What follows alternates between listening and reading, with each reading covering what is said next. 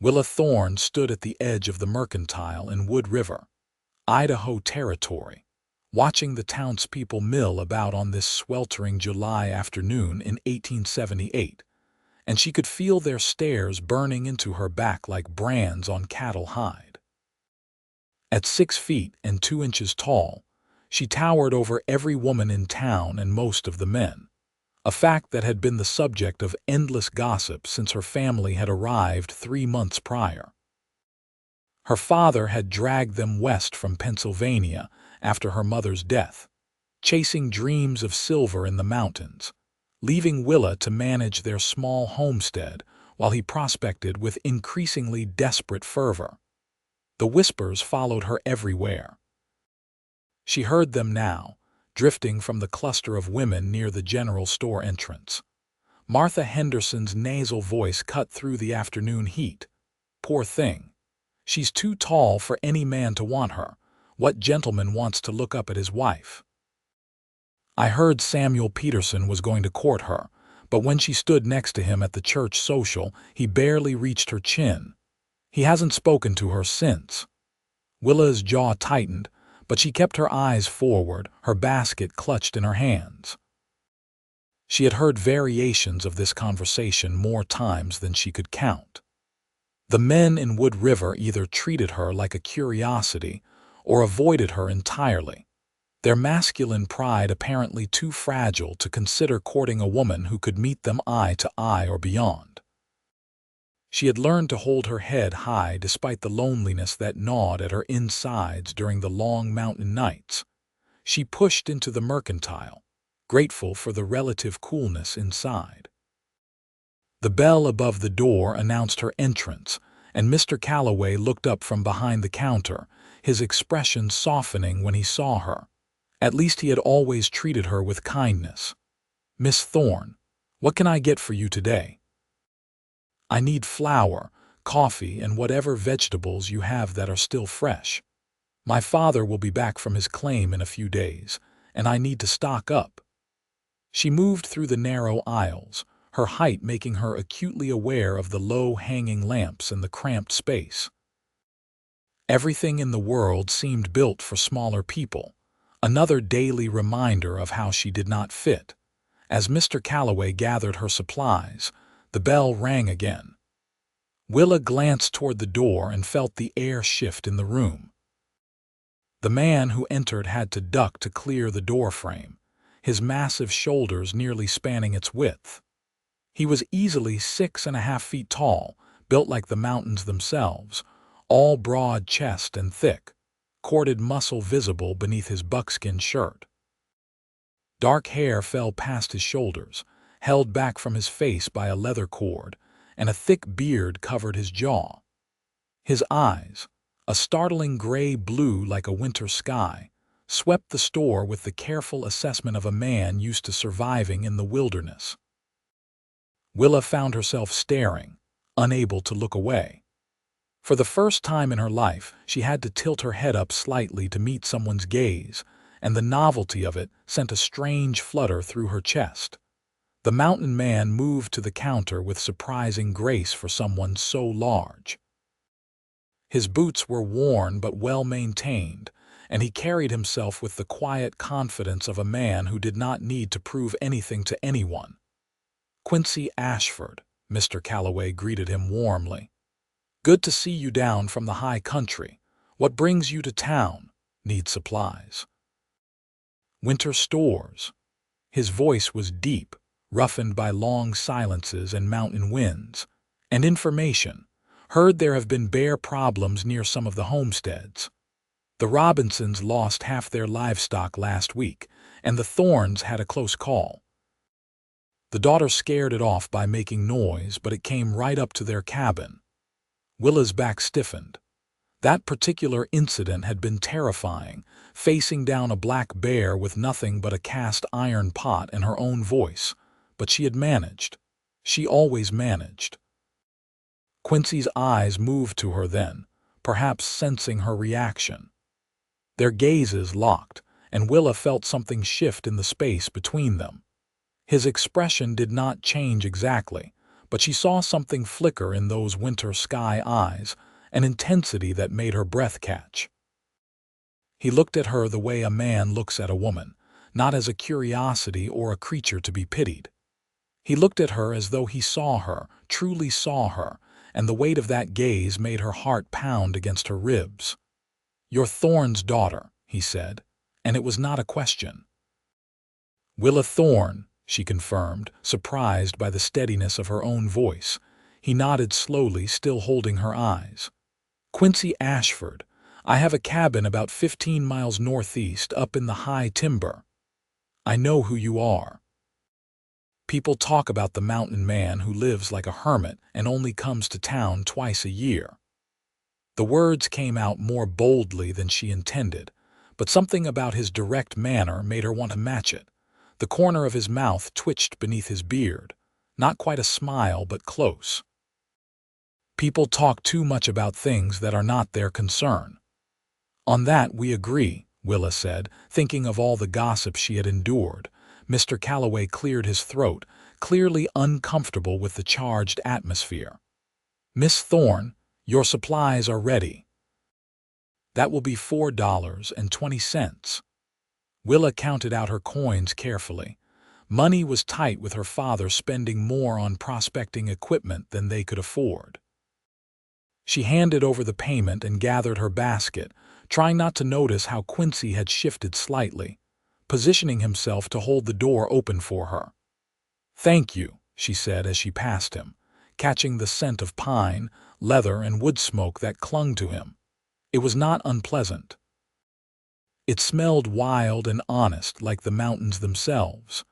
"I will come by your place tomorrow," Quincy said, his words stopping her on the threshold. "Check the area for bear sign. Make sure your cabin is secure." Willa turned back, pride warring with practical concern. "I can take care of myself." "Did not say you could not. But bears are dangerous, and you are out there alone while your father is at his claim. No shame in accepting help." His eyes held hers again, and she saw no pity there, no condescension, just honest concern and something else she could not quite name. "Tomorrow, then," she agreed, and walked out into the bright afternoon sunlight, her heart racing in a way that had nothing to do with fear. The walk back to her homestead took 40 minutes, the trail winding through stands of lodgepole pine and across a creek swollen with late summer runoff. The cabin her father had built was small but sturdy, set in a meadow with a view of the Sawtooth Mountains rising purple and white in the distance. It was beautiful country, wild and untamed, and despite the loneliness, Willa had grown to love it. She spent the evening tending her vegetable garden, feeding their 2 chickens and elderly mule, and preparing a simple dinner. As darkness fell and she lit the oil lamp, she found her thoughts returning again and again to Quincy Ashford. The way he had looked at her had awakened something she had thought long buried beneath layers of rejection and resignation. Hope was a dangerous thing, she reminded herself. She had learned not to expect anything from men except disappointment. But when she finally lay down on her narrow bed, staring up at the rough-hewn ceiling beams, she could not help imagining what it would be like to stand next to someone and not feel like an oddity. To look into someone's eyes without having to bend or crouch. To be held by arms strong enough to make her feel, for once in her life, delicate. She pushed the thoughts away firmly. One conversation did not mean anything. Quincy Ashford was probably just being neighborly, nothing more. Tomorrow he would check for bears, and then he would disappear back into his mountains, and life would return to its familiar, lonely rhythm. The morning came with the clear gold light that made the Idaho high country so breathtaking. Willa was already working in her garden, pulling weeds from around her potato plants, when she heard the steady clop of hooves on the trail. She straightened, pushing her bonnet back, and felt her pulse quicken when she saw Quincy riding toward her on a massive bay horse that looked more wild than tame. He sat the animal with easy command, moving with it rather than against it. When he reached the edge of her property, he dismounted in one fluid motion and ground-tied the horse with a simple word. The bay stayed put, ears pricked forward. As Quincy walked toward her in full daylight, he was even more imposing. His shoulders strained against his buckskin shirt, and his forearms, visible where he had rolled up his sleeves, were corded with muscle earned through hard physical labor. A hunting knife hung at his belt alongside a Colt revolver, tools of survival rather than aggression. His long hair moved slightly in the mountain breeze, and those striking gray-blue eyes took in everything, missing nothing. "Miss Thorne," he greeted her, stopping a respectful distance away. "Mr. Ashford, you are true to your word. Always am." He looked past her at the cabin, the small barn, the garden. "You keep a good homestead." "I do my best. My father is not much interested in farming. His heart is set on finding silver." "And yours?" The question was direct, his eyes returning to her face. "Mine is set on surviving," Willa said honestly. "One season at a time." Quincy nodded as though she had confirmed something he suspected. "Show me where you saw the bear." She led him around the cabin to the northwest corner where the forest pressed closest. The claw marks were still visible on the bark of a nearby tree, deep gouges that spoke of the animal's size and strength. Quincy crouched to examine the ground, his large hands moving over the earth with surprising gentleness. "Black bear, good-sized male. These tracks are 5 days old, maybe 6. He stood, scanning the tree line. "He marked this tree to claim territory. Your cabin is in his range. Will he come back?" Willa tried to keep the worry from her voice. "Probably. Black bears usually avoid people, but if he is hungry enough or got into your supplies once, he will try again." Quincy walked the perimeter of her property, occasionally bending to examine something in the grass or checking the security of her barn door. Willa followed, watching him work with a competence born of years in the wilderness. "Your chicken coop needs reinforcement," he said finally. "And you should store your food in the cabin's loft, not the root cellar. Bears can dig. I can help you make some changes that will discourage him." "I cannot pay you," Willa said bluntly. "We have very little money." Quincy looked at her with an expression she could not quite read. "Did not ask for payment." "Then why help me?" He was quiet for a long moment, and when he spoke his voice was softer. "Because you need help. Because you are out here alone. Because it is the right thing to do." He paused. "And because when I look at you, I see someone who reminds me that there is more to life than solitude." The honesty in his words stole her breath. Before she could formulate a response, he had turned back to the chicken coop, already pulling tools from his saddlebags. Willa stood frozen for a heartbeat, then hurried to join him. They worked together through the morning and into the afternoon. Quincy moved her food stores, reinforced the coop with additional boards he cut from fallen timber nearby, and showed her how to hang bells on strings around the perimeter that would alert her to large animals moving through. He worked with the efficiency of someone who wasted no motion, and Willa found herself admiring not just his physical strength, but the thoughtfulness behind every action. When she brought him water and cold cornbread for lunch, he sat on a stump in the shade and ate with quiet appreciation. She settled on the porch steps, suddenly aware of how comfortable she felt in his presence. The silence between them was not awkward but companionable. "How long have you lived in the mountains?" she asked. 8 years. Came west after the war."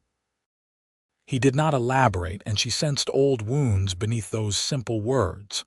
"Do you ever get lonely?" He looked at her then, really looked at her, and she felt that same electric connection from the mercantile. "Yes. But I chose solitude over the false company of people who could not accept who I was." "And who are you?"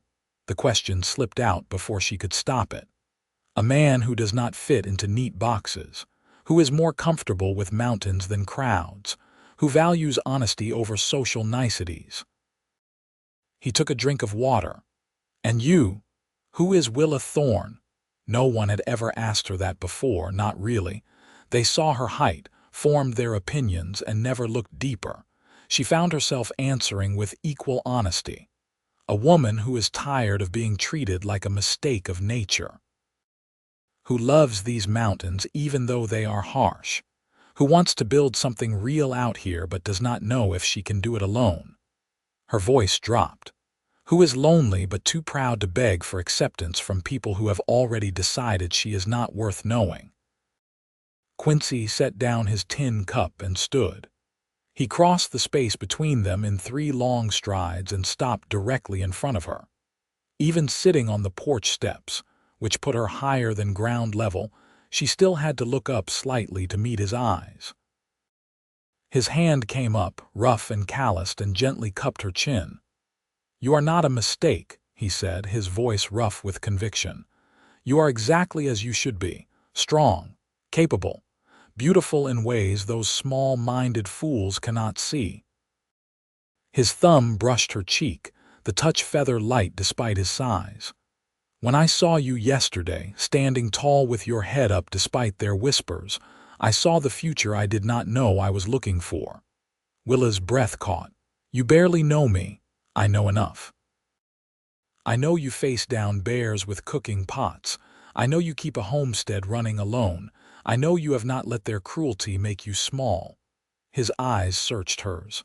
"I would like to know more, everything, if you will let me." "Why?" The question was a whisper. "Why me?" "Because when you look at me, you do not see a man who should change himself to fit in.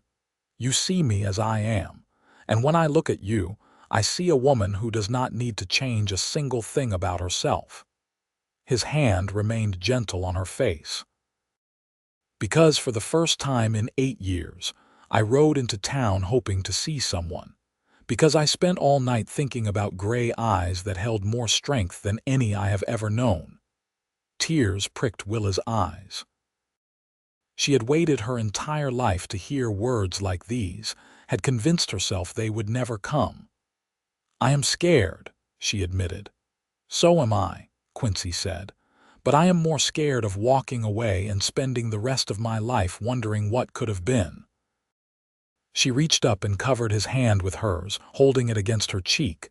"Stay, please, stay for dinner. Stay and talk with me. Let me learn who you are." "I will stay as long as you want me here," he promised. They spent the evening together, and Willa learned about the man behind the mountain legend. Quincy had fought in the war between the states, seen things that haunted him still. After Appomattox, he had drifted west, unable to settle in a world that felt too loud and complicated after the horrors he had witnessed. The mountains had offered peace, space to heal, and purpose in the daily challenges of survival. He trapped in winter, hunted year-round, and lived simply in a cabin he had built with his own hands. "You never want more?" Willa asked as they sat on her porch watching the sunset paint the mountains in shades of rose and gold. "I wanted peace more than anything else." "But peace can become emptiness if there is no one to share it with."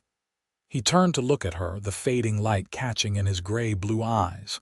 "What do you want, Willa? A home, a real one, not just a cabin but a place that feels permanent, safety, partnership."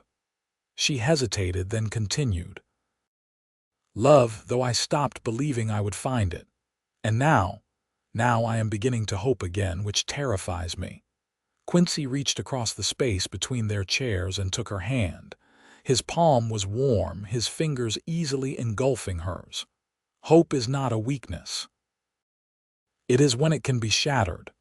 Then we will have to make sure nothing shatters it." He squeezed her hand gently. "I cannot promise everything will be easy.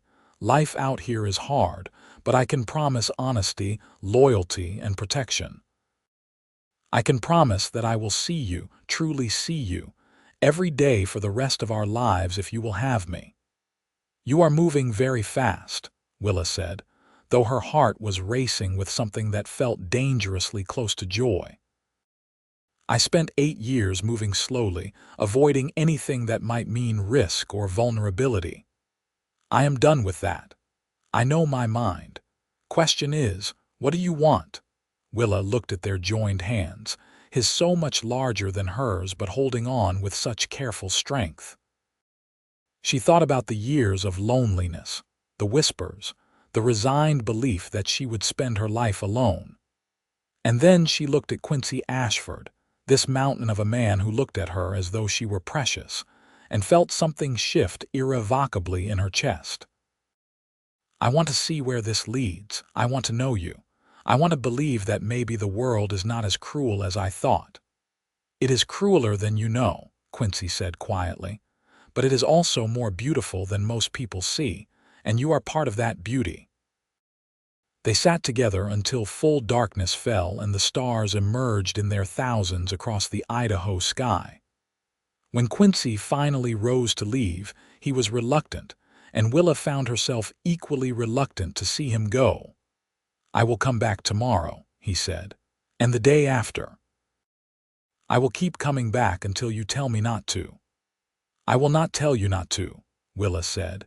He smiled then, a real smile that transformed his serious face into something boyish and open. He lifted her hand to his lips and pressed a kiss to her knuckles, courtly and gentle. Sleep well, Willa Thorne. Sleep well, Quincy Ashford. She watched him ride into the darkness, his form gradually swallowed by the night, and felt her heart riding with him. True to his word, Quincy returned the next day, and the day after that. Each visit brought new discoveries, new layers of understanding between them. He helped her finish securing the homestead, taught her to read animal signs in the forest, and brought her fresh meat from his hunts.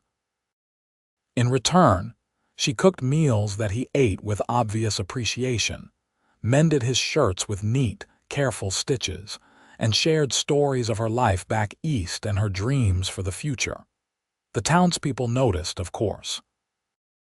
When Willa went to the mercantile the following week, the whispers had changed tenor. I heard the mountain man has been spending time at the Thorne place. He is courting her, can you imagine? The two giants together. Well, I suppose they deserve each other. No one else would have them. The words still stung, but their power was diminished.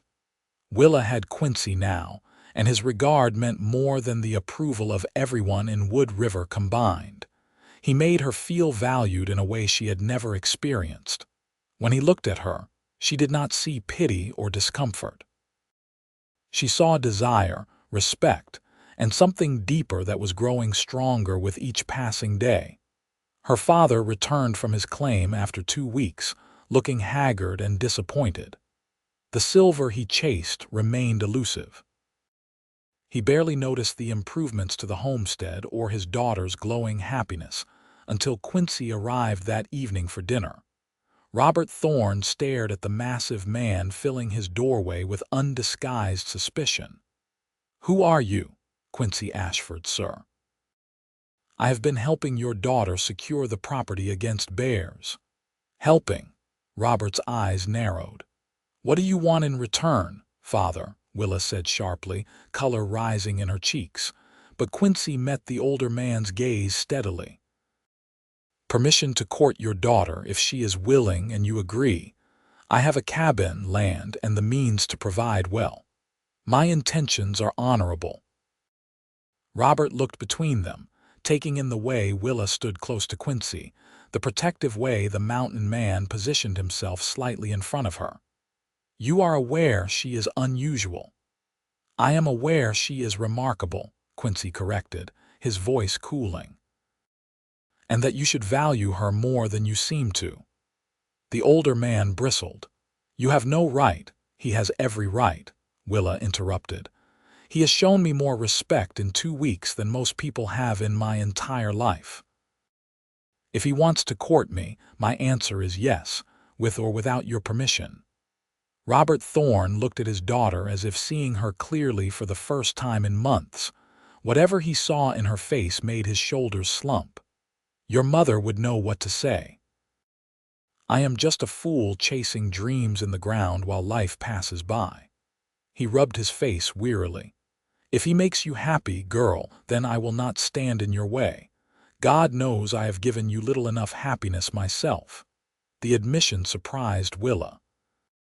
She had not realized her father had noticed her unhappiness at all. Thank you, she said quietly. Dinner was awkward at first, but Quincy's calm presence eased the tension. He spoke knowledgeably about the mountains, the best places to prospect, and the realities of surviving winters in the high country.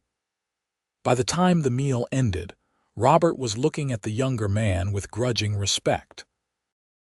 After her father had gone to bed, Quincy and Willa walked outside into the cool evening air. The August night was alive with cricket song and the rustle of wind through pine trees. Your father loves you, Quincy said. He just does not know how to show it. He loved my mother more. When she died, part of him died too. I am just a reminder of what he lost. Quincy stopped walking and turned to face her. Then he is a fool. You are not a replacement for anyone. You are wholly yourself, and that is everything. Willa felt tears threaten. How do you always know the right thing to say? I do not. Most of the time I say the wrong thing or nothing at all. But with you, the truth comes easy. He reached for her hands, holding them both in his. Willa, these past 2 weeks have been the best of my life. Every morning I wake up eager for the day because I know I will see you. Every evening I leave reluctantly because it means hours until I can return. You have become essential to me as air and water. I feel the same, she whispered. It scares me how much I need to see you. How empty the hours feel when you are not here. Then let us not be apart. He took a deep breath. Come to my cabin, see where I live. Meet me in my world as I have come to know you in yours. Spend a few days and we can talk about our future. A real future together. People will talk. People already talk. Let them. His hands tightened on hers. I want you to see everything before you decide. The isolation, the hard work, the reality of life in the high country. It is not easy, Willa. If you choose me, you choose that life too. I need you to be certain. The fact that he was giving her this choice, this honest assessment, made Willa love him more. Because it was love, she realized. Somewhere between his careful protection and his unflinching honesty, between his rough hands and his gentle words, she had fallen completely in love with Quincy Ashford. When do we leave? She asked. His smile was brilliant in the starlight. Tomorrow I will bring a horse for you. I have never been a particularly good rider. I will teach you. I will teach you everything you need to know. He pulled her closer, and for the first time his arms came around her. Willa melted into his embrace, feeling small and protected despite her height. Her head fit perfectly against his shoulder, and his heartbeat was strong and steady beneath her ear. She felt his lips press against her hair, tender and reverent. Thank you for seeing me, she whispered against his chest. Thank you for letting me, he murmured back. They stood together in the darkness. Two people who had each thought themselves too different for love. Too outside the bounds of normal society to ever find acceptance. But in each other's arms they were exactly right, perfectly matched and wholly complete. The next morning dawned clear and bright. Willa packed carefully, bringing practical clothes and supplies while her father watched with mixed emotions. You are sure about this? Robert asked. More sure than I have been about anything in my life. He is a good man, I can see that. But his life is hard, isolated. You would be giving up any chance of society, of civilization. I would be gaining partnership, respect, and love. That matters more than society that has only ever made me feel inadequate. She tied her bedroll closed. I am not running away, Father. I am running toward something real. Robert nodded slowly. Then go with my blessing, and if he treats you poorly, you come straight back. He would never treat me poorly. I believe you are right." When Quincy arrived leading a gentle mare, Willa was ready. She bid her father farewell, mounted somewhat clumsily, and followed Quincy into the forest. The trail climbed steadily, winding through stands of pine and aspen, crossing streams and emerging occasionally into high meadows thick with wildflowers. The world felt vast and clean, untroubled by gossip or judgment. Quincy was patient with her inexperience, keeping their pace reasonable and pointing out landmarks. "That peak there is where eagles nest. The creek below is full of trout.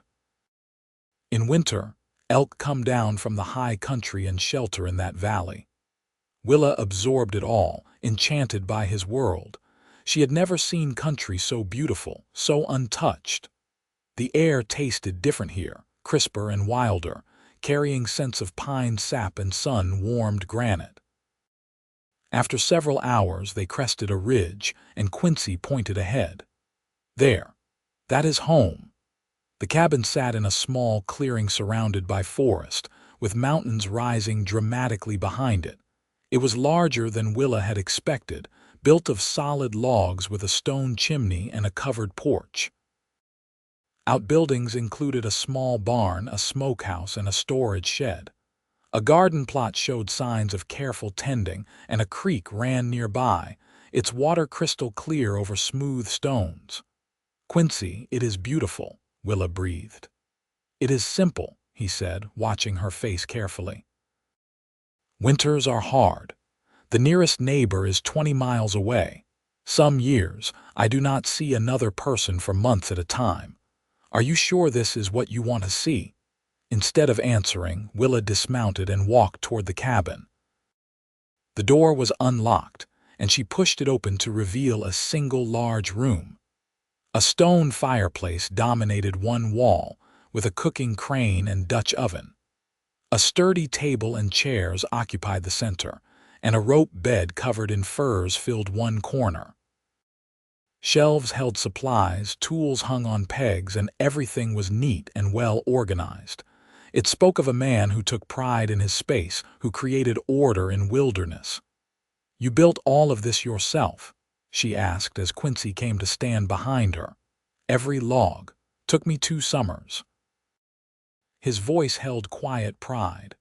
"The barn came later. I wanted the cabin solid before the first winter." Willa turned to face him. "It is perfect."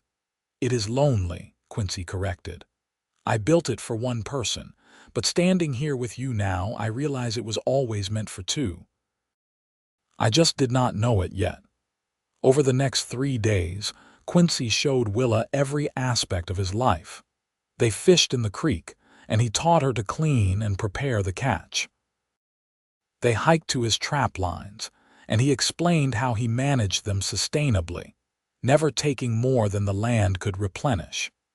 He showed her where he hunted, where the best berries grew, where danger lurked in the form of unstable slopes or territorial predators. In the evenings, they cooked together, and Quincy proved surprisingly skilled in the kitchen. "You learn when it is cooked well or eat poorly," he said with a self-deprecating smile. They talked for hours, sharing stories and dreams. Willa learned about his childhood in Virginia, the war that had changed him, and his journey west. Quincy learned about her mother's gentle nature, her father's descent into obsession after the death, and the cruelty of small towns to anyone who did not conform. "I used to pray to be shorter," Willa admitted one evening as they sat on the porch watching the sunset. "I would bargain with God, promising to be good if he would just make me normal." Quincy's arm around her shoulders tightened. "I am grateful he did not listen. Your height is part of who you are. Changing it would change everything about you, and I would not alter a single inch. Even though people stare. Even though it makes me stand out, especially because of that. You cannot hide, Willa. You cannot make yourself invisible even if you wanted to. So you learn to be strong instead, to face the world with courage. That strength is one of the things I love most about you." It was the first time he had used the word love, and Willa felt her breath catch. "You love me." Quincy turned to face her fully, his rough hands framing her face. "I love you. I have loved you since I saw you standing tall in that mercantile, refusing to let their whispers break you. I loved you when you admitted your fear but chose hope anyway. I love your strength, your kindness, your honesty, and yes, your height. I love every single part of you, Willa Thorne, and I want to spend the rest of my life showing you exactly how much." Tears spilled down Willa's cheeks. "I love you too. I love your gentleness despite your size. I love your patience and your competence and the way you see the world. I love that you chose solitude but are willing to risk connection again for me. I love you, Quincy Ashford, with everything I am." He kissed her then, and it was nothing like Willa had imagined a first kiss would be. It was not tentative or awkward but sure and deep, full of promise and passion. His beard was soft against her skin, and his lips were warm and certain. He kissed her as though she were precious beyond measure, as though he wanted to memorize the taste and feel of her. When they finally parted, both breathless, Quincy rested his forehead against hers. "Marry me." "Not someday, not eventually. Soon, as soon as we can arrange it. I do not want to spend another season alone. I want you here in this cabin in my life, in my bed forever." "Yes," Willa said without hesitation. "Yes, I will marry you. I will build a life with you here in these mountains. I will be your wife and your partner and your match in all things." He kissed her again, deeper this time, and Willa felt heat unfurl in her belly, a new and heady sensation. She was 22 years old and had never been kissed before today, had never thought any man would want to. But Quincy wanted her, and she wanted him with an intensity that should have frightened her but did not. "We should do this properly," Quincy said roughly, pulling back with obvious reluctance. "Get married first. I will not dishonor you." "You could never dishonor me," Willa said, but she appreciated his restraint. There was something deeply appealing about his old-fashioned sense of propriety, his determination to treat her with respect even as desire burned in his eyes. They rode down to Wood River the next day, and Quincy found the circuit preacher who passed through the mountain towns. Reverend Matthews agreed to perform the ceremony in 2 weeks, giving them time to arrange the necessities. Willa returned to her father's homestead to prepare, and the separation, even temporary, was physically painful. Robert Thorne surprised his daughter by producing her mother's wedding ring. "She would want you to have it, would want you to be happy." Willa hugged her father, feeling closer to him than she had since her mother's death. "Thank you for understanding. I have not been much of a father lately, too lost in my own grief and failures, but I can see what that man means to you and how he looks at you like you hung the moon. Do not let him go, girl. Real love is rare." "I will not let him go," Willa promised. The 2 weeks passed in a flurry of preparation. Willa sewed a new dress from cloth Quincy insisted on buying, a soft blue that matched her eyes. She packed her few possessions and said quiet goodbyes to the few people in Wood River who had shown her kindness. Mr. Calloway gave her a set of preserving jars as a wedding gift, and even Martha Henderson, who had gossiped so cruelly, had the grace to wish her well. "I suppose you found the only man big enough for you," Martha said, and though the words were thoughtless, her tone held less malice than usual. "I found the only man right for me," Willa corrected gently. "Size has nothing to do with it." The wedding day arrived with perfect weather, the September sky a brilliant blue unmarred by clouds. The ceremony took place in the small church in Wood River, attended by Robert Thorne, Mr. Calloway, a few of Quincy's fellow mountain men who had come down from the high country, and a scattering of curious townspeople. Willa wore her blue dress and her mother's ring, and when she walked down the short aisle, her eyes were only for Quincy. He stood at the front in clean buckskins and a new shirt, his long hair tied back, his beard neatly trimmed. His eyes tracked her every step, and the expression on his face made her feel like the most beautiful woman in the world. When she reached him, and he took her hands, the fit was perfect, as it had been from the beginning. Reverend Matthews began the ceremony, his voice ringing through the small church. Dearly beloved, we are gathered here today to witness the union of Quincy Ashford and Willa Thorne in holy matrimony. The familiar words washed over Willa, but her focus remained on Quincy. When it came time for vows, he spoke in his deep, steady voice. I, Quincy Ashford, take you, Willa Thorne, to be my lawfully wedded wife. I promise to honor you, protect you, and cherish you all the days of my life. I promise to see you, truly see you, every morning and every night. I promise to build a life with you that is worthy of your strength and courage. This I vow before God and these witnesses. Willa's voice was steady despite the tears streaming down her face. I, Willa Thorne, take you, Quincy Ashford, to be my lawfully wedded husband. I promise to stand beside you through all seasons, to share in the work and the joy, and to love you with everything I am. I promise to be your partner in all things, to face the world with you, and to build a home full of honesty and affection. This I vow before God and these witnesses. Reverend Matthews smiled. By the power vested in me by the Idaho Territory, I now pronounce you husband and wife. Quincy, you may kiss your bride. Quincy cupped Willa's face in his hands and kissed her with a tenderness that made her knees weak. The small congregation applauded, and when they finally parted, both were smiling through tears. They were married. The celebration afterward was simple but joyful. Mr. Calloway had arranged for cake and coffee at the Mercantile, and for one afternoon, Willa found herself surrounded by genuine goodwill. The mountain men clapped Quincy on the back and teased him about settling down, but their affection for him was obvious. Never thought we would see the day Quincy Ashford took a wife, one grizzled trapper said. But you chose well, son. She looks like she can hold her own.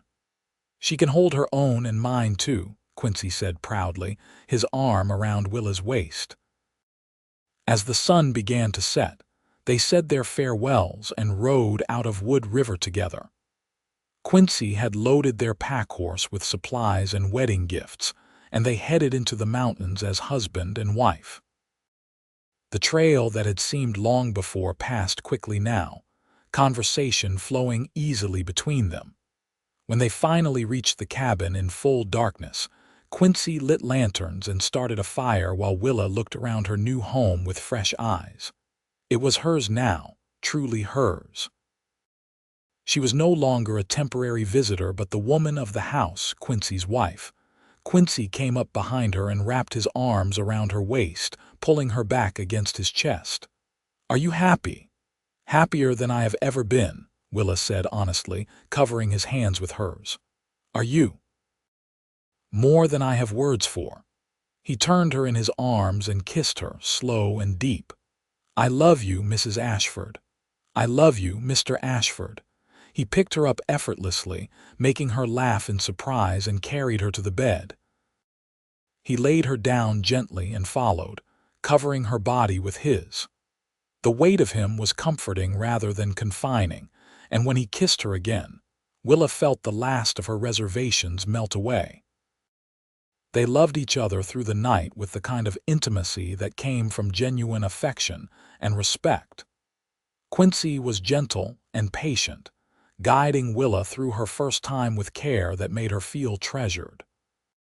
In his arms, she learned that passion and tenderness were not opposites, but complementary, that physical love between partners who truly saw each other could be both powerful and sweet.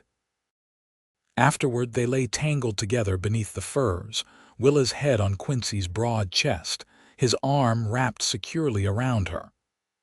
I used to think the cabin was finished, Quincy murmured into the darkness. But it was just walls and a roof until you walked through the door. Now it is a home. You are my home, Willa said. Wherever you are, that is where I belong.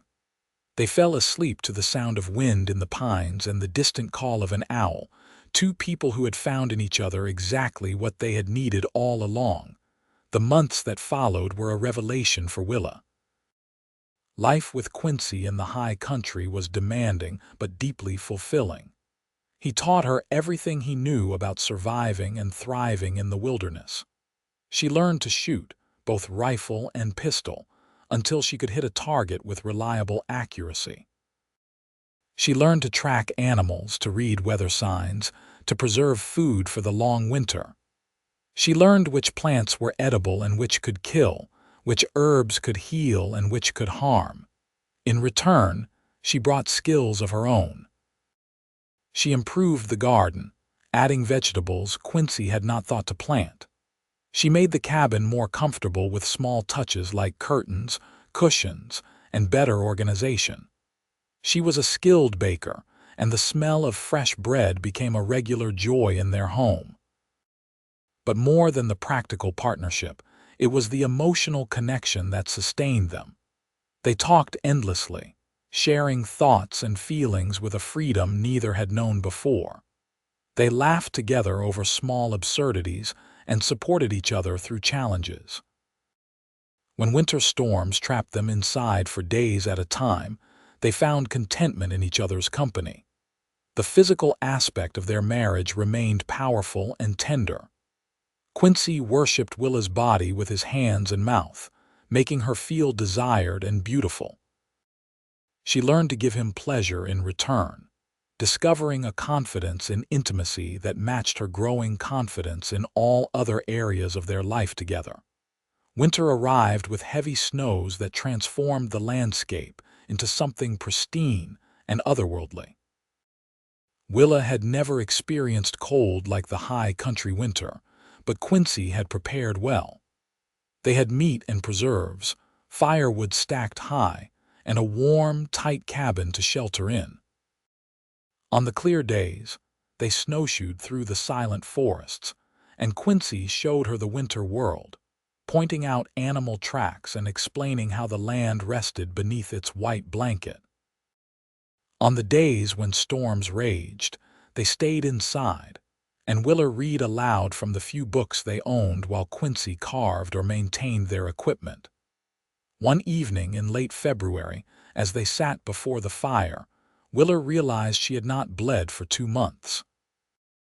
Her breasts were tender, and she had been unusually tired. The realization stole her breath with its implications. "Quincy," she said quietly, and something in her tone made him look up immediately from the trap he was repairing. "What is wrong?" "Nothing is wrong. I think I am with child." His hand stilled, and for a long moment he did not move. Then he set aside his work and crossed to her in 2 long strides. He knelt before her chair, his hands coming up to frame her face. "You are certain?" "As certain as I can be without a doctor, which we will not see for months." "How do you feel?" "Scared, happy, overwhelmed." She covered his hands with hers. "We will have a baby, Quincy, our child." His eyes were suspiciously bright. "I never thought I would have a family, never imagined I would be a father, and now you are giving me this gift." "You have given me everything, Willa. Everything." He kissed her belly through her dress, reverential and tender, and Willa felt tears slip down her cheeks. This child, their child, would be born into a family where both parents understood what it meant to be different, to struggle for acceptance. Their child would be raised with love, respect, and the strength to face whatever challenges came. The pregnancy progressed through the spring thaw. Quincy was almost comically protective, insisting Willa rest more and work less, until she finally had to put her foot down. "I am pregnant, not fragile. I can still do my share." "But what if something happens? What if you hurt yourself or the baby? Then we will deal with it. But wrapping me in wool and treating me like glass will not change whatever is meant to be." She softened her tone. "I appreciate your concern. It comes from love, but I need to be active to feel useful. The baby and I are both strong." Quincy relented, though he remained watchful. As Willa's belly swelled with their child, he seemed to find her even more beautiful. He would rest his hand on her stomach in the evenings, marveling when the baby kicked. "Strong already," he said with pride. "Takes after the mother, or the father," Willa countered. "This child has quite the kick." In early June, when the high country had finally shaken off winter's grip and wildflowers carpeted the meadows, Robert Thorne arrived for a visit. He looked better than Willa had seen him in years, less hollow-eyed and desperate. "I gave up the silver claim," he announced over dinner. "Realized I was chasing a ghost. Took a job at the sawmill in Wood River instead. Steady pay, reasonable hours. Thought I might try actually living instead of just surviving." "I am glad," Willa said honestly, reaching across the table to squeeze her father's hand. "Mama would be glad too." Robert looked at his daughter's swollen belly and then at Quincy, who sat close enough to rest his hand protectively on Willa's shoulder. "You look happy, girl, truly happy." "I am. We are building something real here. Your mother would be proud. I am proud." He cleared his throat gruffly. "When the baby comes, send word. I want to meet my grandchild."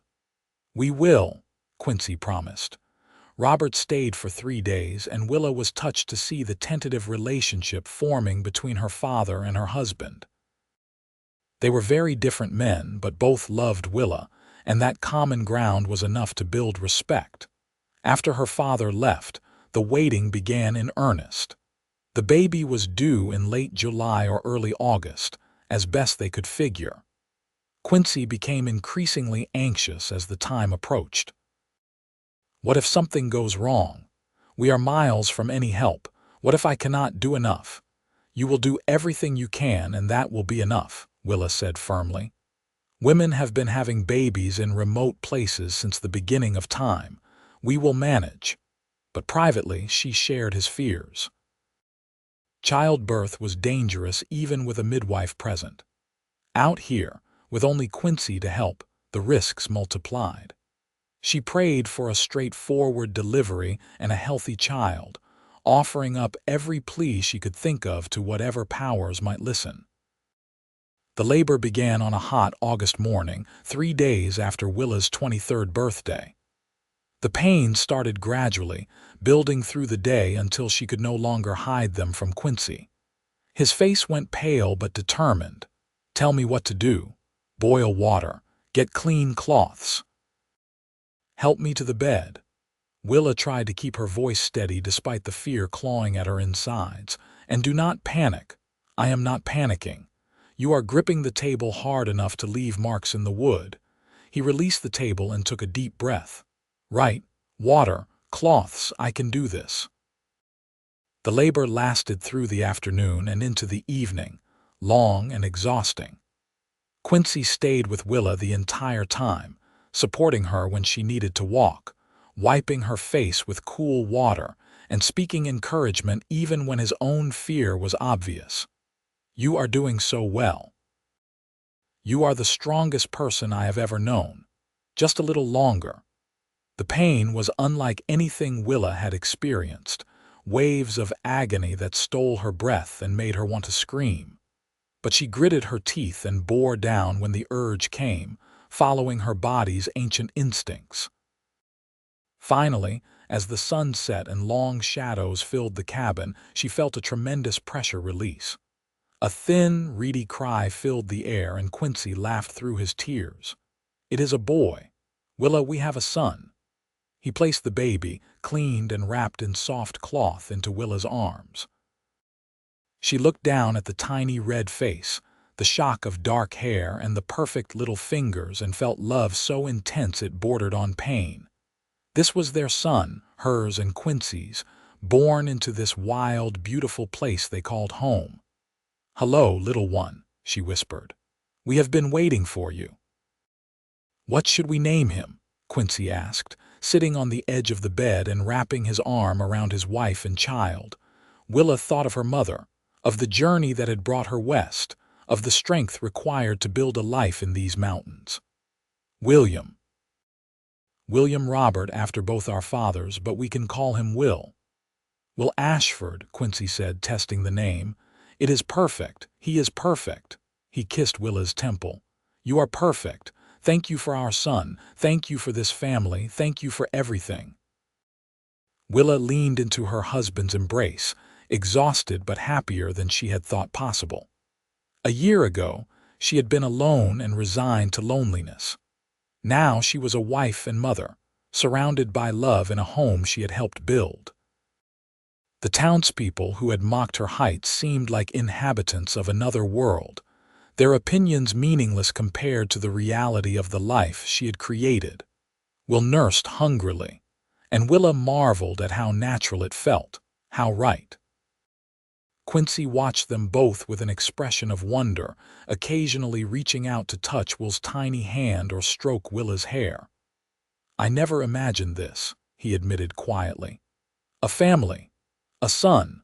I thought I would live and die alone in these mountains, and I had made peace with that. But you changed everything.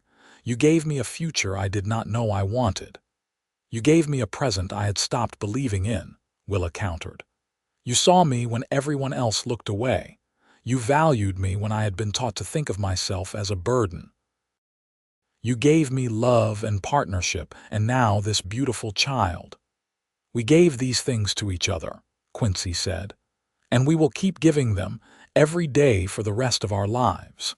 The next months were challenging as they adjusted to life with an infant.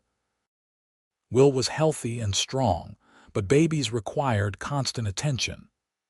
Willa found herself exhausted in ways she had never experienced, and Quincy took on extra work to compensate, caring for Will with unexpected tenderness during the night so Willa could rest. When Will was 6 weeks old, they rode down to Wood River to introduce him to Robert Thorne and have him baptized. The townspeople crowded around to see the mountain man's son, and Willa felt a surge of protective pride. Will was big for his age, already showing signs of his father's size, and Willa knew he would likely grow tall like both his parents. He will tower over everyone, Martha Henderson said, and though her tone was neutral, Willa heard the implied criticism. He will stand tall and proud as he should, Willa said firmly, and we will raise him to value substance over appearance, kindness over conformity, and strength over the opinions of small-minded people.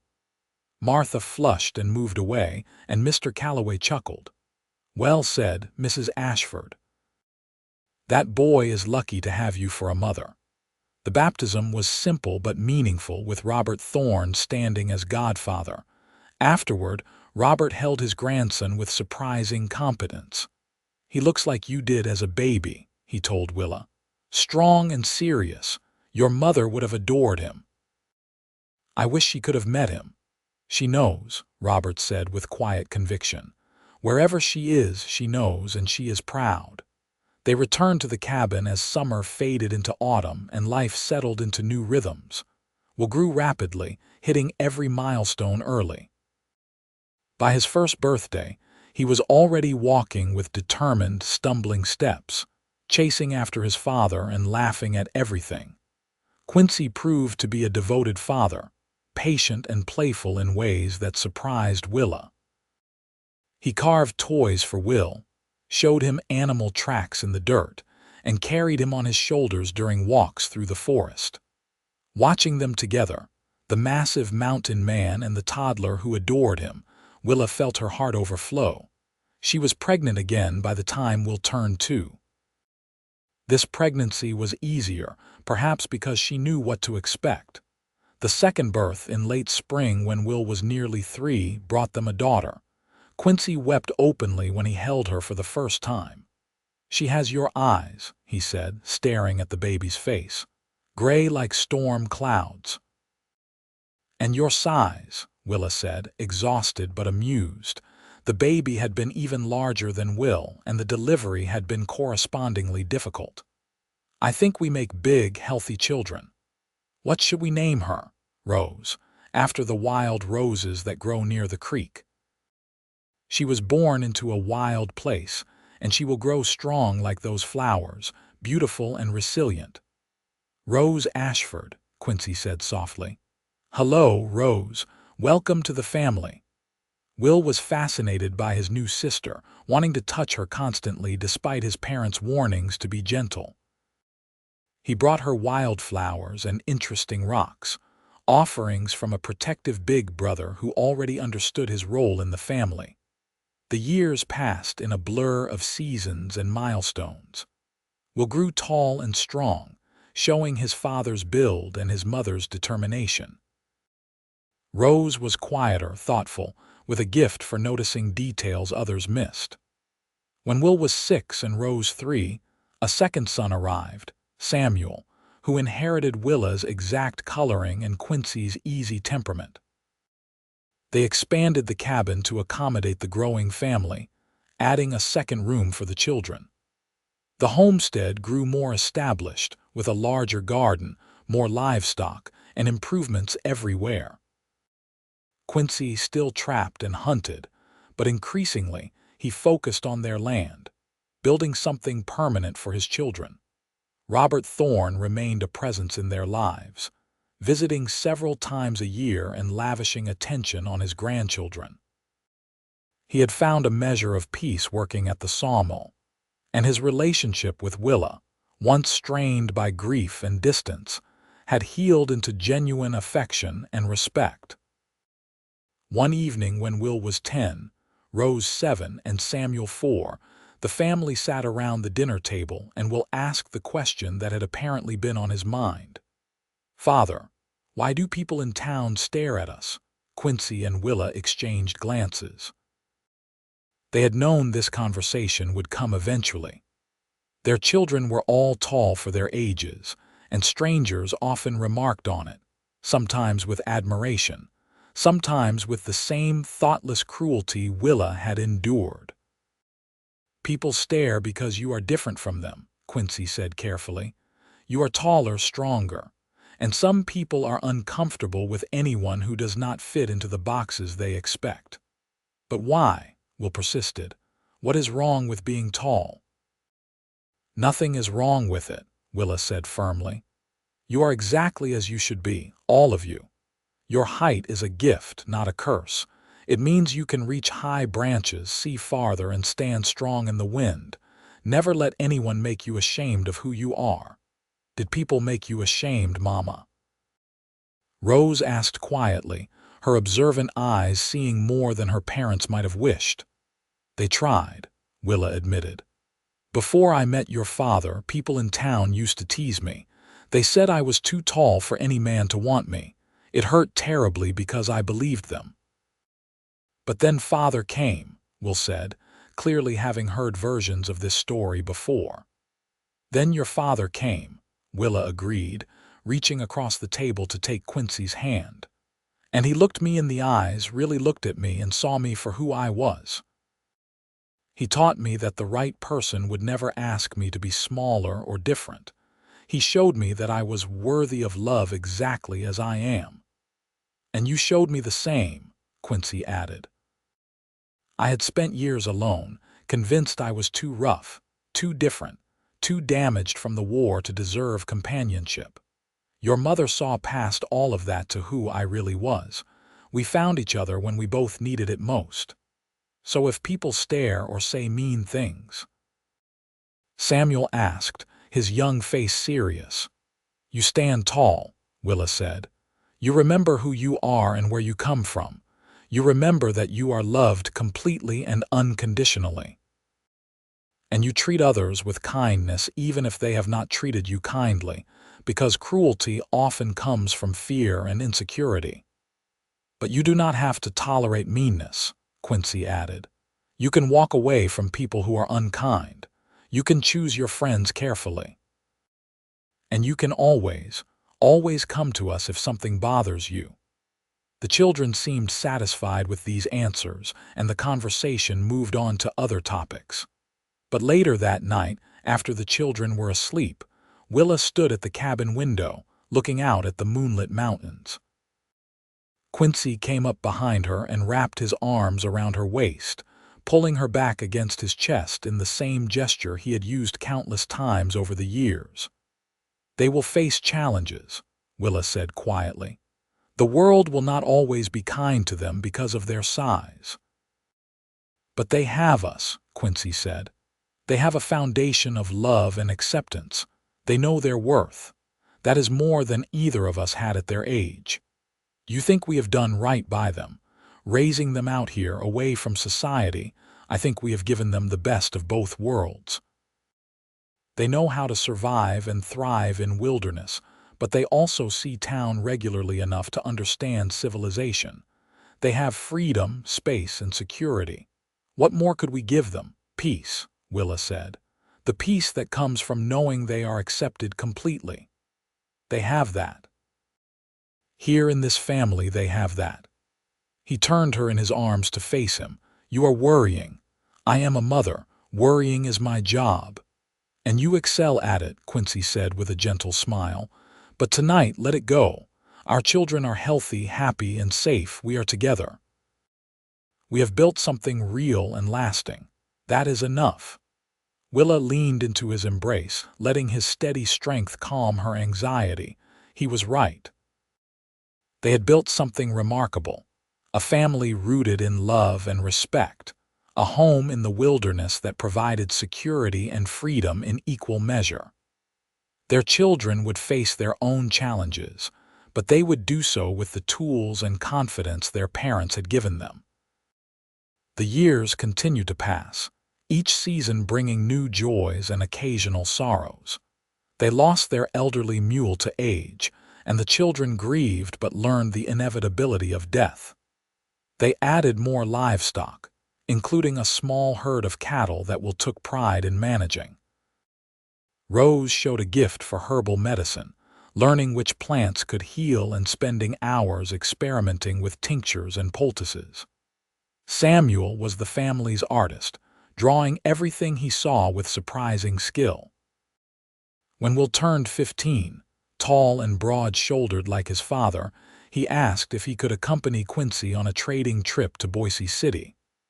Willa watched them ride off together, her throat tight with emotion. Her baby boy was nearly a man, capable and confident, and though part of her wanted to keep him small and safe forever, another part rejoiced in the person he was becoming.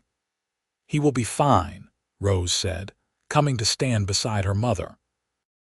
At 12, she was already 5 feet 9 inches and still growing, with her mother's long limbs and her father's steady gray-blue eyes. "Father will keep him safe. I know. It is just hard to let go." "You are not letting go. You are letting him grow." Willa looked at her daughter with pride and wonder. "When did you become so wise?" "I learned from you," Rose said simply. "Robert Thorne passed away peacefully in his sleep when Will was 16, Rose 13, and Samuel 10. They buried him in Wood River next to Willa's mother, and the whole family grieved the loss of the man who had found peace in his final years. But there was comfort in knowing he had reconciled with his daughter, known his grandchildren, and died content. As Will approached adulthood, he began talking about his future. "I want to stay in the mountains," he told his parents, "but I want my own land, my own homestead. There is a valley about 10 miles east that would be perfect." Quincy and Willa discussed it privately. Will was 17, mature and capable. If he wanted to stake his own claim, they would support him. "I started alone at 18, Quincy said. "With far less knowledge than Will has. If we help him get established, he will be fine." So they spent the following year helping Will build his own cabin, smaller than the family home but well constructed. He filed his claim properly, and by the time he was 19, he had his own working homestead. He visited often, and Willa took comfort in knowing he was close enough to reach quickly if needed. Rose, meanwhile, had become the unofficial healer for the scattered mountain families.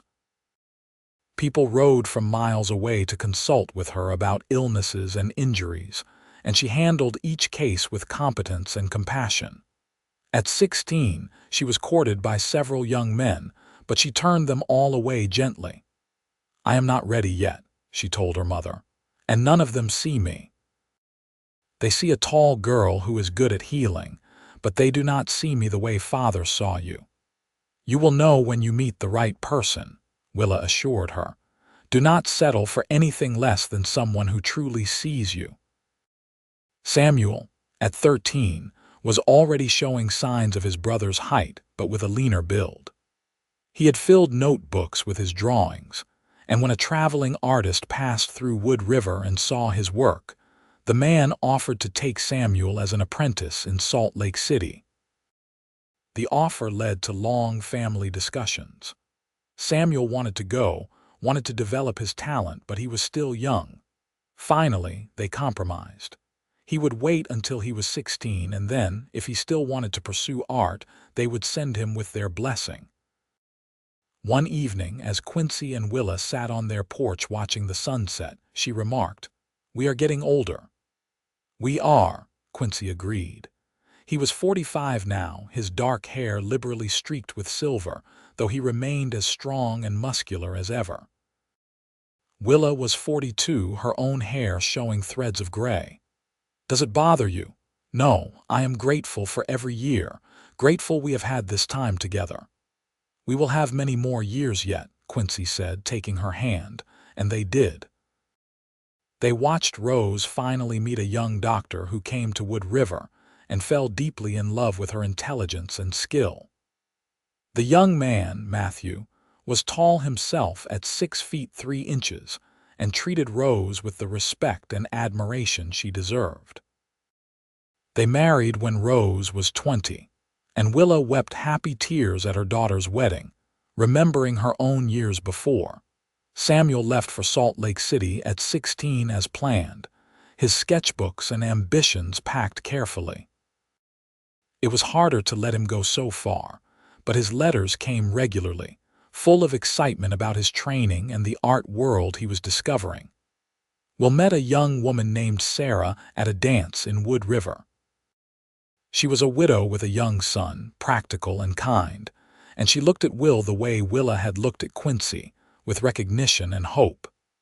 They married within the year, and Will's homestead became a true family home. The grandchildren started arriving. Rose and Matthew had a son, then twin daughters. Will and Sarah had a daughter, then another son. Each birth was a celebration, each child a link in the chain of family that Quincy and Willa had forged. On their 20th wedding anniversary, Quincy took Willa back to the spot where he had first seen the valley and decided to build his cabin. "I stood here alone," he said, his arm around her shoulders. 28 years old and convinced I would live and die without ever connecting deeply with another person. I built that cabin for one because I could not imagine a future that included two. And now look at us, Willa said, leaning into him. A cabin that has been expanded twice. 3 children grown and making their own lives, grandchildren running around, a family that spans the mountains. All because I went to town one July day and saw a tall, beautiful woman refusing to be diminished by small minds. Quincy turned her to face him. "You are the best thing that ever happened to me, Willa Ashford. The best decision I ever made was approaching you in that mercantile. The best decision I ever made was saying yes when you asked to check for bears," Willa said with a smile. "Although I think we both know you were more interested in seeing me again than in tracking wildlife." "Guilty," Quincy admitted with a grin. "Though the bear situation was real, I just was very motivated to solve it." They laughed together, the easy laughter of people who had shared decades of life, who knew each other completely. Quincy kissed her as the sun set behind the mountains, and Willa felt the same flutter in her chest that she had experienced at 22. "I love you," she said against his lips.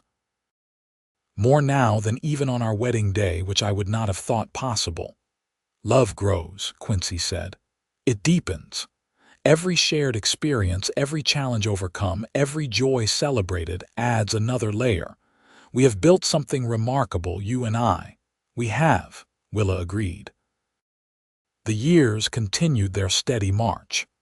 Samuel returned from Salt Lake City at 23, having made a name for himself as an artist. He had sold paintings to wealthy collectors and had enough money to build his own cabin near his brother's. He brought with him a young woman named Alina, a fellow artist he had met in the city, and they married in a simple ceremony surrounded by family. Quincy and Willa grew older, their bodies showing the wear of decades of hard mountain living. But they remained strong, still active in managing their homestead, still deeply in love. They had become the patriarch and matriarch of a sprawling mountain family, their children and grandchildren orbiting around the original cabin that had started it all. On a crisp October morning, when Quincy was 58 and Willa 55, they stood together in their garden, harvesting the last of the vegetables before the hard frosts came.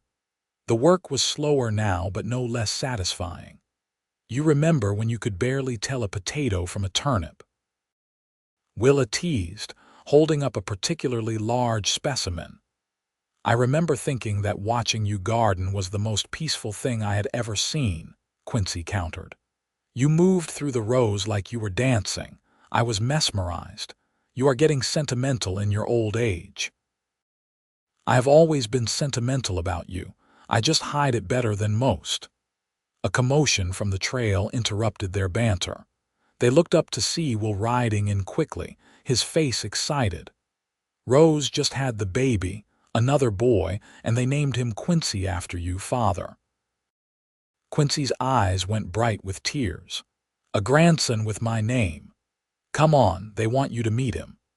So Quincy and Willa rode to Rose and Matthew's homestead, where they were introduced to tiny Quincy the younger, a red-faced infant with a powerful set of lungs.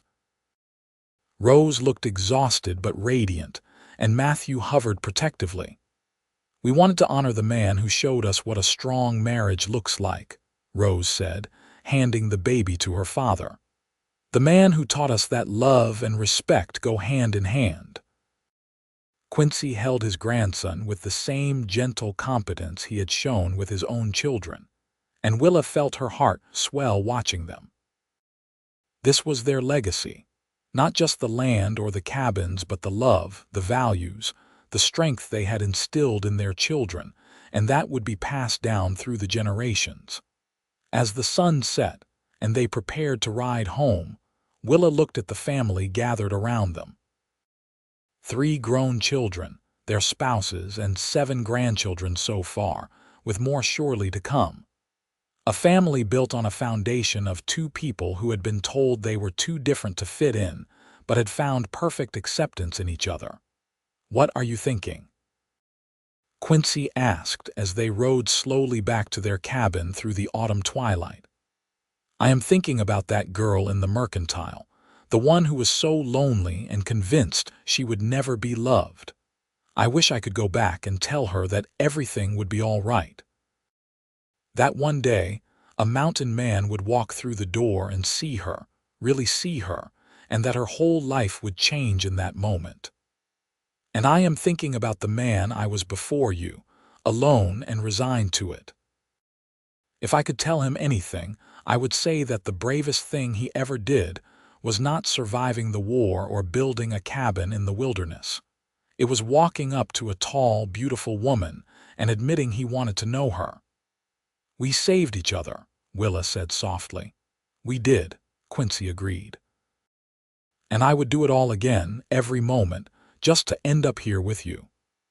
They reached their cabin as full darkness fell, and Quincy helped Willa dismount, his hands steady and sure. They tended the horses together, a routine so familiar it required no words, and then went inside to the warmth of home.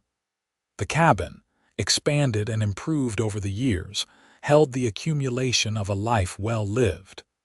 There were photographs now, a new invention that had captured family gatherings. Quilts made by Willa covered the beds. Furniture built by Quincy's hands stood sturdy and solid. Children's drawings from Samuel covered one wall. Dried herbs from Rose's garden hung from the rafters. Books, accumulated slowly over the years, filled a shelf Quincy had built.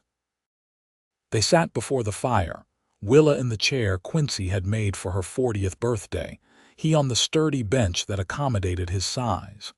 The flames cast dancing shadows, and outside, the wind sang through the pines, a song they had heard for over 3 decades. "You have any regrets?" Willa asked, breaking the comfortable silence. Quincy considered the question seriously. "I regret the years before I met you, the years I wasted in isolation. But I needed those years to become the man who could appreciate you, so even that I cannot fully regret." He looked at her, his gray-blue eyes reflecting the firelight. "What about you? I regret the pain of my youth, the loneliness and the cruel words. But like you, I needed those experiences to understand the value of what we built together." She smiled at him. "I regret nothing about our life. Every choice, every challenge, every joy has led us here. And here is exactly where I want to be. Even when my joints ache in the morning and I move like a creaky old bear," Quincy asked with self-deprecating humor. "Even then." "Especially then, because it means we have had enough mornings together that our bodies show the wear. We have earned our gray hair and our creaking joints through years of love and work and laughter."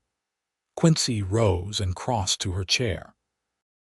He knelt before her, slightly stiffly now but with the same reverence he had always shown her. He took her hands in his. "Willa Ashford, you are the great love of my life, the adventure of a lifetime, my partner, my wife, my best friend. I thank God or fate or blind chance for bringing you into my life. You made me whole." Willa cupped his bearded face in her hands. The beard was more silver than black now, but his eyes remained the same, winter sky gray-blue, looking at her with undiminished love. "Quincy Ashford, you showed me that I was not too much or too different, but exactly right. You gave me family, purpose, and love beyond measure. You are my home, my safety, and my joy. I love you more with each passing year." He kissed her, tender and deep, and she felt the same spark that had ignited between them decades ago. Time had not diminished their passion, only refined it, adding layers of intimacy and understanding that came from truly knowing another person completely. They went to bed that night wrapped in each other's arms, as they had every night for over 30 years. Willa listened to Quincy's heartbeat, steady and strong beneath her ear, and felt profound gratitude for the life they had built. The seasons turned, as they always did. Winter came with its challenges and beauty. Spring brought renewal and hard work. Summer offered warm days and the laughter of grandchildren visiting. Autumn painted the mountains in gold and crimson and prepared them for another cycle. Quincy and Willa grew older, but remained active and engaged in their family's life. They were the keepers of stories, the dispensers of hard-won wisdom, the steady center around which 3 generations orbited. On their 35th wedding anniversary, their children and grandchildren gathered at the original cabin for a celebration. The space was crowded with family, cramped and noisy and perfect. Samuel had painted a portrait of Quincy and Willa from memory, capturing them as they had been on their wedding day, and it hung in a place of honor above the fireplace. "Tell us how you met," one of the grandchildren pleaded, as children always asked for their favorite stories. So Willa told them about the mercantile, about being lonely and resigned to spinsterhood. Quincy picked up the story, describing how he had seen her standing tall despite the whispers, how he had known in that moment that he was seeing his future. "Grandma, were you really that tall that no one wanted to marry you?" the child asked with innocent curiosity. "That is what people said," Willa confirmed. "They teased me, said I was too tall for any man. It hurt very much because I believed them. But then Grandpa came and he was even taller." The child exclaimed, delighted by the story's logic. "Then your grandfather came," Willa agreed, reaching for Quincy's hand.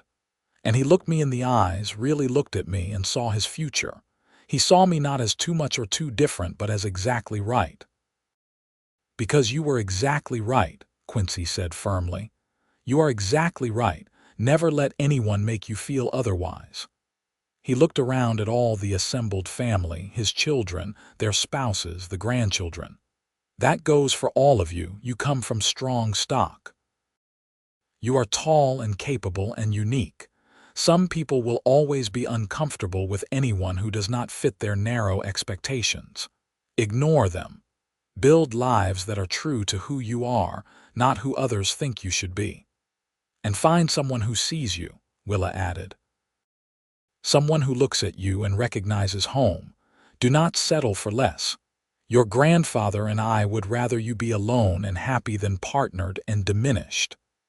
The celebration continued late into the night, full of food and laughter and love. When everyone had finally gone home and Quincy and Willa were alone again, they stood on their porch looking up at the stars. "We did well," Quincy said quietly. "We did," Willa agreed. "Our children are good people. Our grandchildren are growing up strong and confident. The family we started will continue long after we are gone." "Not thinking about being gone anytime soon," Quincy said firmly. "I plan to have at least another 20 or 30 years with you. I will hold you to that promise." And they did have more years, good years, full years. They watched more grandchildren arrive, saw their children's homesteads prosper, and continued to be the foundation of a mountain family that grew and thrived. They moved a bit slower, worked a bit less, but their love remained constant and strong. On a perfect summer morning, when Quincy was 65 and Willa 62, they woke to birdsong and golden light streaming through the cabin windows. They made breakfast together as they had thousands of times before, moving around each other with the ease of long practice. After eating, they walked to their favorite spot, the place overlooking the valley where Quincy had once stood alone and dreamed of a cabin. They sat together on the sun-warmed rock, Willa tucked against Quincy's side, his arm around her shoulders. "I could sit here forever," Willa said contentedly. "Then we will," Quincy replied. "We have nowhere else we need to be." They watched clouds drift across the impossibly blue sky and listened to the wind in the pines. A hawk circled overhead, riding thermal currents. Below, in the valley, they could see the cabin that had started everything, now just one of several buildings that made up the family compound.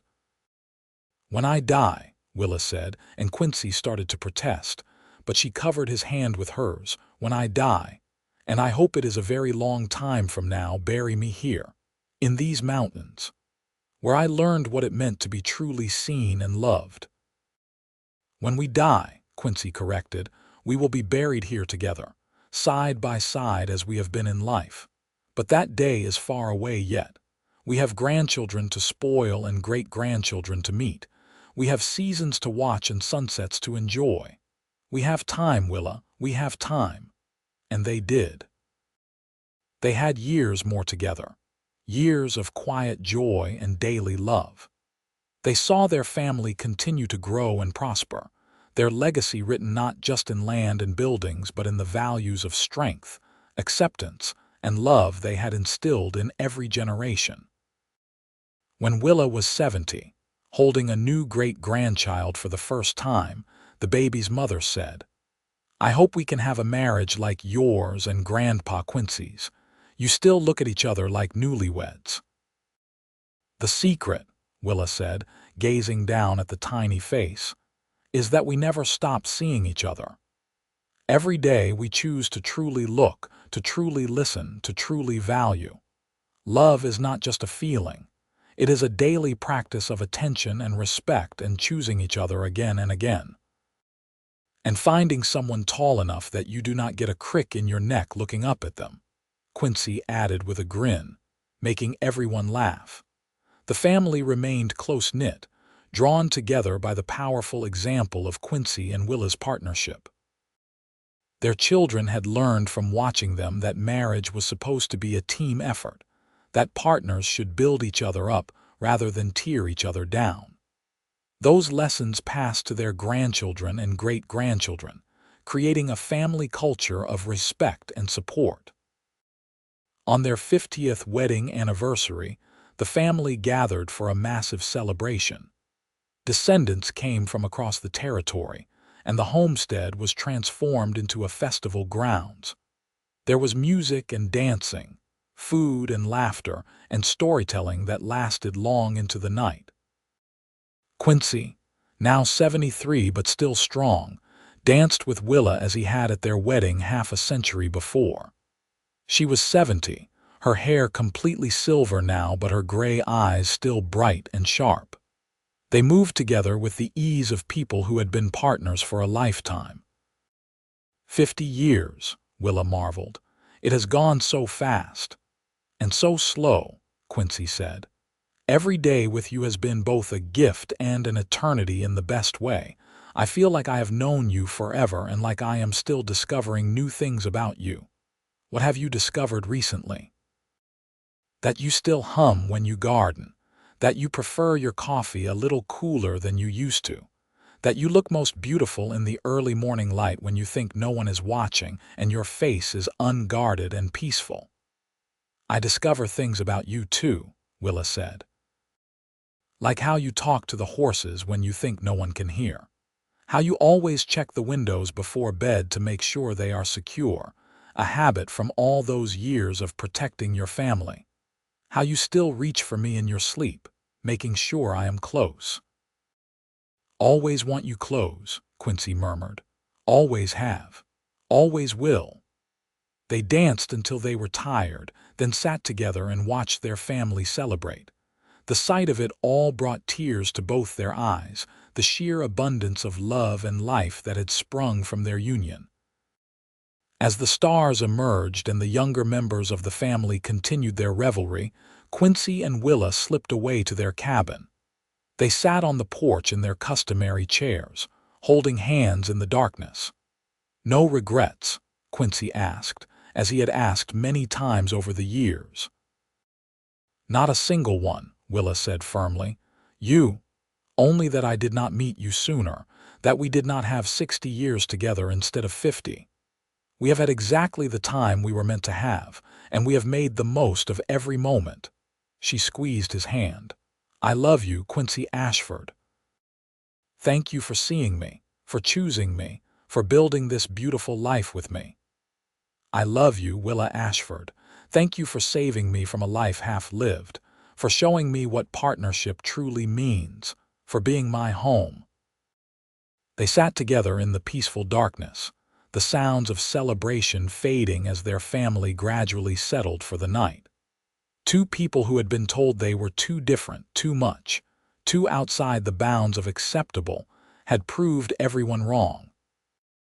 They had built a love story for the ages, raised a family that spanned generations, and created a legacy that would endure long after they were gone. In the wild mountains of Idaho, where the air was thin and clean, where the stars blazed with impossible brightness, Willa and Quincy Ashford had found everything they had never dared to hope for. They had found acceptance, partnership, family, and most of all, they had found each other. And that, they both agreed, was worth more than all the silver in the mountains, more than all the approval of society, more than anything else the world could offer. They had looked into each other's eyes and seen their future, and they had made that future real through daily choice, unwavering commitment, and abiding love. As they grew older still, moving into their 70s and beyond, They remained inseparable. Even when age finally slowed them, when winters became harder to endure and the steep mountain trails grew too challenging, they faced it together with the same grace and partnership they had shown throughout their marriage. Their children took on more of the homestead work, but Quincy and Willa remained active in their own ways. They tended a smaller garden together, made repairs around the cabin, and most importantly, remained the emotional heart of their sprawling family. Grandchildren and great-grandchildren came to them with problems and joys, knowing they would find wisdom, acceptance, and unconditional love. On a bright autumn day, when the aspens had turned gold and the air had that crisp quality that promised winter, Quincy and Willa took one last walk to their favorite spot overlooking the valley. They were both 80 years old now, moving slowly but still capable, still together. They sat on the rock where they had sat countless times before, and Quincy wrapped a blanket around Willa's shoulders against the mountain chill. They looked out at the view they had loved for so long, the mountains eternal and beautiful, the valley below holding the life they had built. "I am tired," Willa admitted quietly. "I know, so am I." Quincy pulled her closer. "But what a life we have had, Willa, what a glorious, full, beautiful life." "Would you change anything?" she asked. "Not a moment, not a single moment." Even the hard times, the struggles, the sorrows, they were all part of the tapestry, and the joys, the laughter, the love, they made every challenge worthwhile. He kissed the top of her head. "You made everything worthwhile. We did it together," Willa said. "Everything we did together. That is how it should have been. That is how it will always be." They sat together as the sun moved across the sky, talking quietly about their life, their children, and their memories. They spoke of the first time they met, of their wedding day, of the births of their children and grandchildren. They remembered challenges overcome and joys celebrated. They honored the life they had built together, acknowledging its value and its beauty. As the sun began to set, painting the mountains in shades of gold and rose and purple, they held each other close. Neither spoke of it directly, but they both felt it, a sense of completion, of a journey reaching its natural end. "I love you," Willa whispered. "I have loved you every day of my life since I met you." "And I love you," Quincy said. "You are my heart, my soul, my reason for everything.